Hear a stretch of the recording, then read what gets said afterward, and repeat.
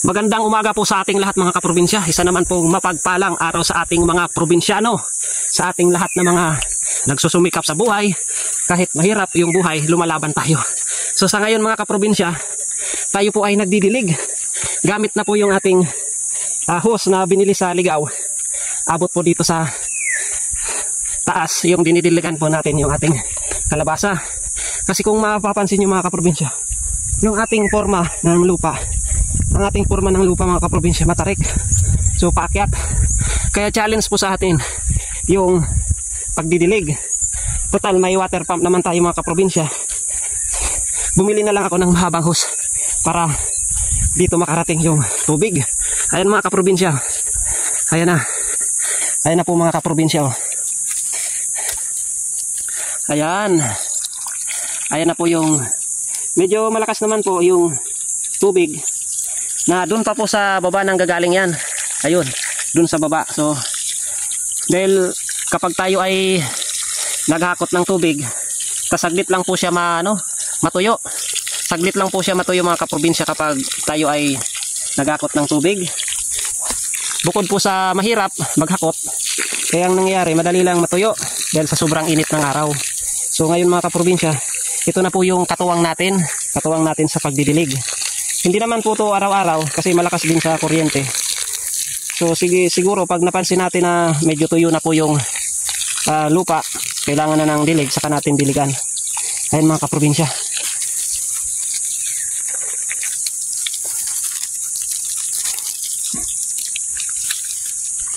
Mga kaprobinsya, so patuloy pa rin yung ating pagdidilig.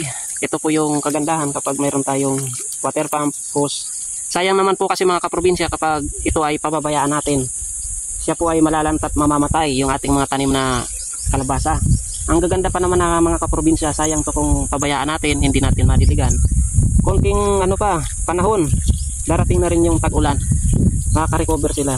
Kaya habang wala pa yung ulan, tatagain natin tong diligan mga kaprobinsya kasi sayang. Tingnan nyo po mga kaprobinsya. Buhay na po. Yun ang inaantay natin na pag tayo ay nagtatanim, na mabuhay yung ating tanim. Eh nung buhay na, mahirap nang pabayaan to. Kung pababayaan natin, sayang yung ating pagtatanim. Tubig po talaga yung kailangan sa pagtatanim. Kailangan may supply ka ng tubig.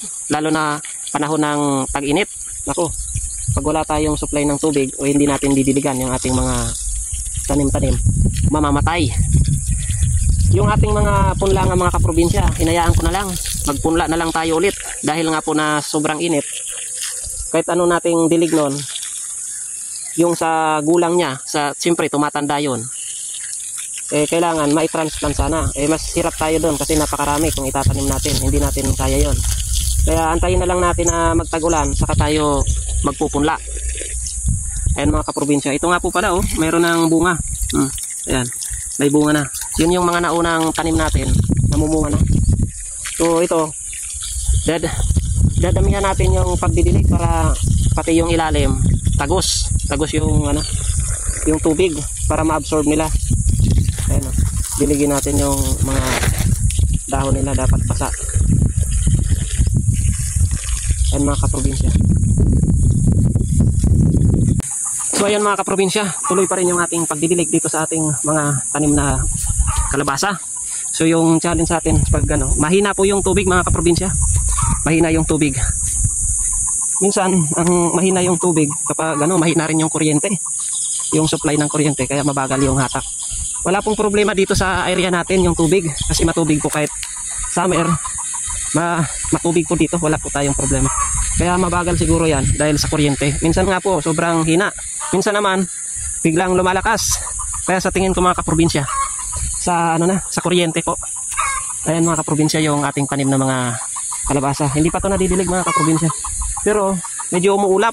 Lagi pong ganun eh. May ulap tapos di rin naman babagsak. Sana lumakas yung ulan. Ibagsak na malakas yung ulan para hindi na tayo magdilig. Ayan mga kaprobinsya. So hanggang dito na lang muna yung aking update sa aking mga trabaho dito sa aking munting farm. Sana patuloy niyo po akong suportahan. Buhayin po natin ang mundo ng agrikultura. Peace out!